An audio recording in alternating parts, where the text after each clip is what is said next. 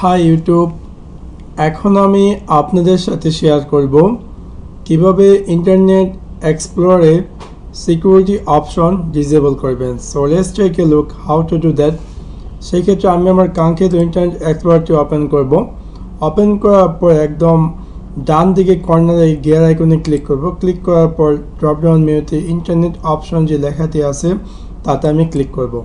Click করার পর এখান থেকে আমি সিকিউরিটি ট্যাবে যাব এবং এখান থেকে আমি নিচে দেখব যে enable protected mode requirement restart internet explore, এটাকে আমি আনচেক করে দিই। ওকেতে ক্লিক করলে আমাকে একটা ওয়ার্নিং মেসেজ দেবে, the current security setting will put your computer at risk.